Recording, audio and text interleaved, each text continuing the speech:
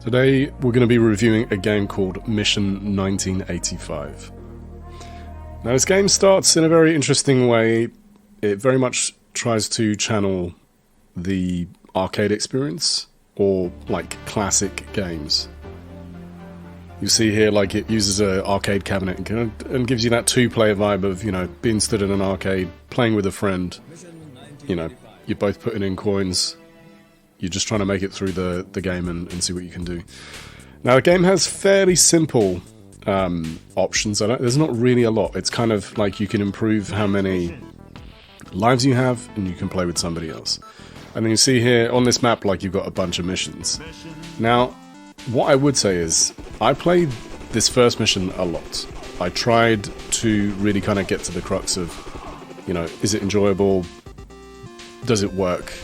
And what I would say is, it's not quite what it should be. Like, I expected something maybe a little bit different from this gaming experience. Like, you can see that it's influenced by things like Metal Slug and lots of other games. Like, you can really see the stamp on it, but something about it feels not polished.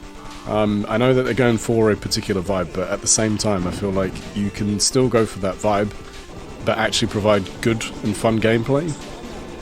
Now, what I found is, even with 5 lives, and you get more lives depending on if you rescue people and things like that, every time I did, it just felt like I'm so close to death.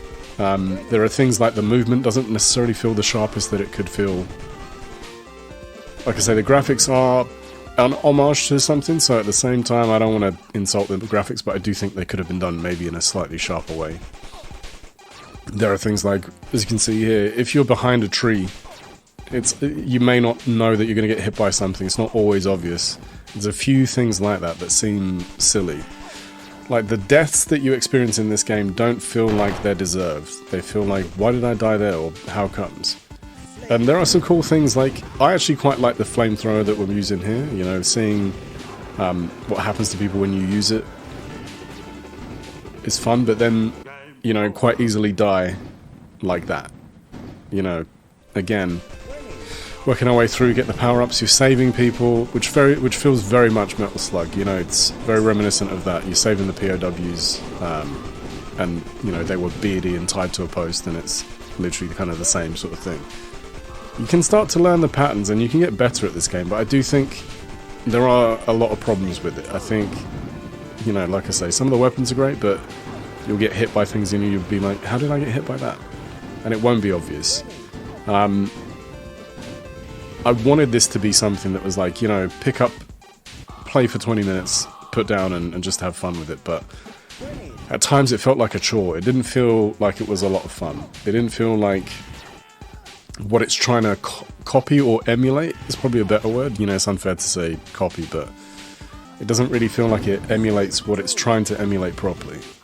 Instead, it just feels like it falls short. And yeah, the mission over, the game over scene I saw so many times. And I would progress, and then I'd die, and then I'd progress, and then I'd die. And you just find yourself, like I say, getting hit by stuff that doesn't feel like it should have got you, or it's not obvious. And the screen's not even that busy. It's not like there's a lot of stuff going on. It's just that there are angles, and there are things that, like, a grenade got me, and it didn't feel like it should have got me.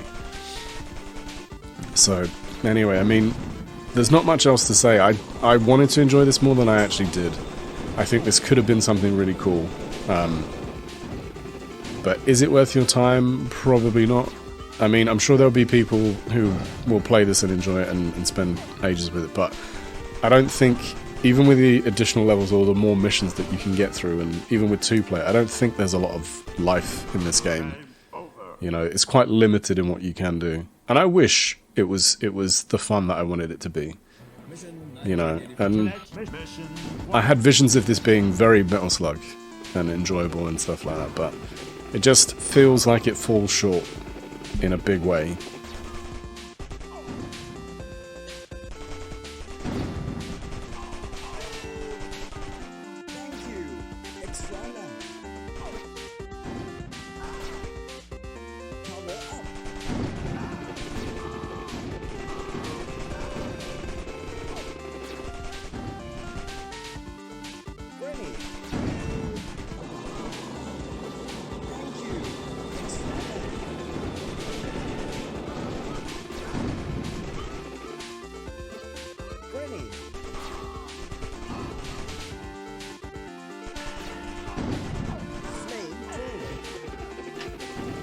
And yeah, I mean, unfortunately, that's all I can really say about the game.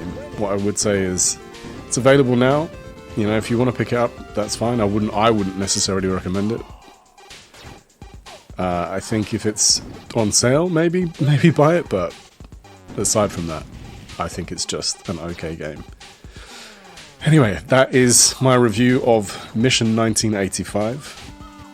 And what I would say is, like I say, make your own choices. Let me know if you did pick it up and what do you think of it, or, you know, am I being too harsh based on my gaming experience? But yeah, let me know in the comments. Don't forget to like and subscribe and all those things that people normally tell you in these videos that I often forget. Yeah, and take it easy. Thank you.